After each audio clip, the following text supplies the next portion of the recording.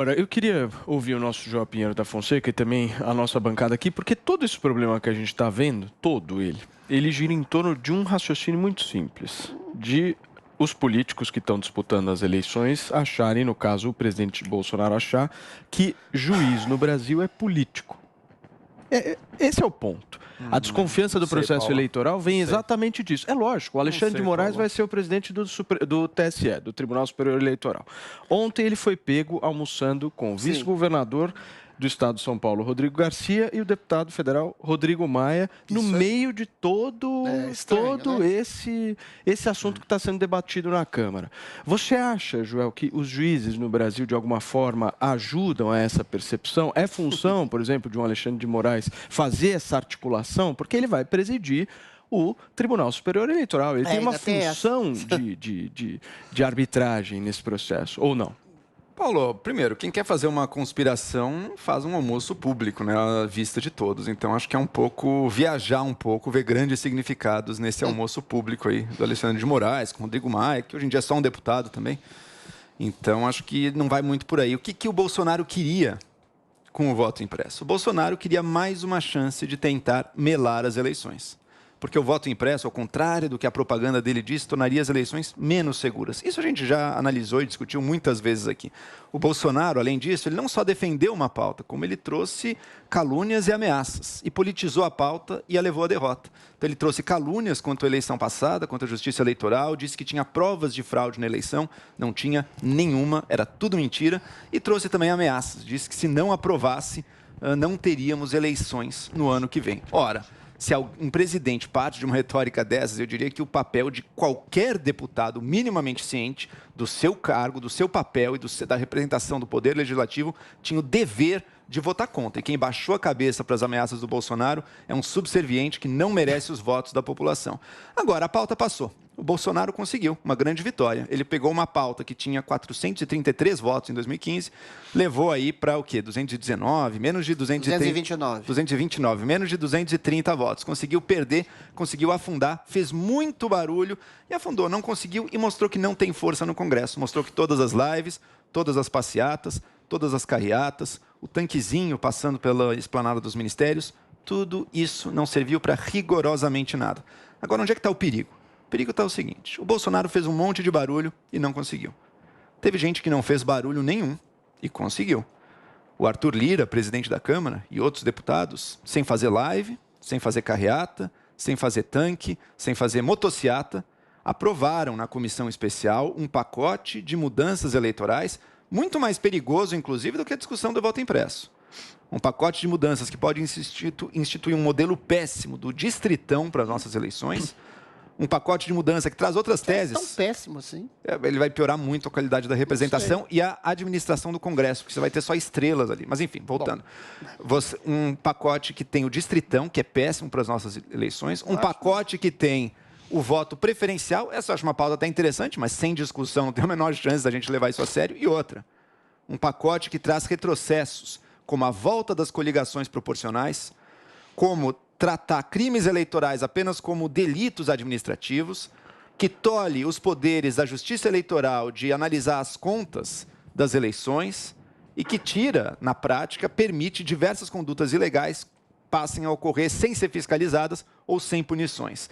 Permite, inclusive, possivelmente, a compra de votos, desde que não envolva o constrangimento físico ou a ameaça. Esse é o perigo que a gente corre. É um perigo sem barulho. Não teve live, não teve briga, não teve passeata, mas ele é real. Eu acho que desse pacote que passou na comissão especial, provavelmente distritão cai, provavelmente voto preferencial cai. O que fica? As pequenas pautas do retrocesso, a volta das coligações. Ou seja, eu votei no candidato de um partido, ele não foi eleito. Não é que meu voto ajudou a eleger outro desse partido, pelo menos. Não, meu voto pode eleger outro de outro partido, que eu nem sei direito qual é, porque as coligações são enormes. Traz de volta o uso totalmente desregrado de fundo partidário e fundo eleitoral. É isso que a gente queria para as eleições. A gente vem de alguns anos para cá com algumas melhoras nas eleições. Cláusula de barreira foi uma clara melhora e vai até 2026, ela vai se tornando cada vez mais estrita, vai reduzir a quantidade de partidos. João. A gente tem também o fim das coligações proporcionais, foi outra vitória. Enfim, a gente teve, alguns anos antes, a aprovação do quociente eleitoral individual, que não permitia mais que um só famoso elegesse uma legião de outros que não tiveram voto quase nenhum. A gente teve paulatinamente progressos. Agora a gente está vendo retrocessos. Não de onde tinha o maior barulho, não das lives do Bolsonaro, e sim de um Congresso que está unha e carne com os interesses fisiológicos mais tradicionais e perigosos para a nossa República. Ok, Adriles, 30 segundos. Ô, Joel, inadvertidamente, você concorda com o Paulo quando diz que, simbolicamente, o Congresso não se curvou às basófias do Bolsonaro. Então, o Congresso se curvou às basófias do Barroso, que falou que as eleições têm que ser tomadas e não, eventualmente, ganhas. Eventualmente, esse conluio entre o Alexandre de Moraes, o Rodrigo Maia, o vice-governador do PSDB, que faz uma oposição sistemática ao presidente Bolsonaro e o Alexandre de Moraes, que vai ser o presidente do TSE, que prendeu pessoas, apoiadores, é o mais tirânico dos ministros do STF, em conluio com essa oposição sistemática, lança sombras, mais uma vez, sobre o processo da justiça eleitoral. Joel, o TSE atuou como ator político. A maioria dos deputados que votaram ontem contra o voto auditável eram a favor. Há denúncias que o TSE estaria chantageando esses deputados para trocarem de voto. Pelo amor de Deus, atuou de maneira sistemática. Na comissão especial, eles trocaram de voto. Todo mundo sabe que tem fundão eleitoral. Aliás, a maioria dos deputados que ontem votaram contra o voto auditável tem processos pendentes no STF. Ou seja, o TSE, que é puxadinho do STF, está agindo como ator político. O que você está falando é exatamente concordar com o Paulo, que o juízo ficou politizado.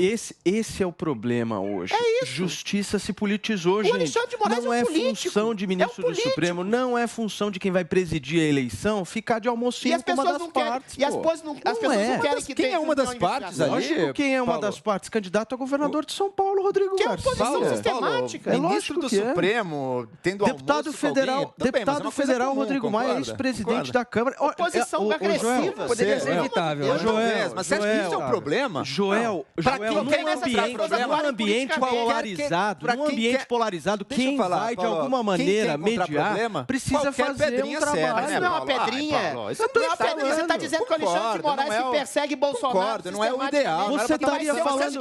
Você acha que a campanha que foi criada por causa de um almoço que nem tinha acontecido? No dia das eleições do voto auditável. Você estaria falando mal se o Cássio Nunes Marques estivesse no Palácio do Planalto conversando com o Bolsonaro. Você estaria aqui criticando. Ele conversa com o Bolsonaro, Paulo. Ele conversa. Mas você fala mal disso, Joel. Mas não é isso motivo de nada, Paulo. Você acabou de dizer, que a votação auditável se deu contra o Bolsonaro porque ele se coloca de maneira equivocada, simbolicamente. Equivocadamente simbólica é o Barroso, é o Alexandre de Moraes, que eventualmente persegue pessoas ligadas ao bolsonarismo e vai presidir as eleições. É por isso que a gente tende a desconfiar de uma justiça eleitoral que não quer a qualquer custo e faz campanha contra o voto auditável. Deixa eu botar os dois pesos e duas medidas. Dois pesos e duas medidas. O Barroso fazer uma palestra como presidente do TSE, mostrando a segurança das urnas, politizou, que horror. E dizer que eleições se tomam. E dizer que eleições se tomam. Peraí, você faz uma piada em privado, você tá agindo o Bolsonaro... Pois é, mas o Bolsonaro faz piada em público. Não foi em privado, foi uma ameaça. Pois é, e ele falou, não grave, não grave. Foi ameaça pública em mais de uma vez. Qual é o conteúdo dessa piada? Eleição se toma. Peraí. Daí você tratou Barroso. Entendi, você não sabe. Joel, para finalizar.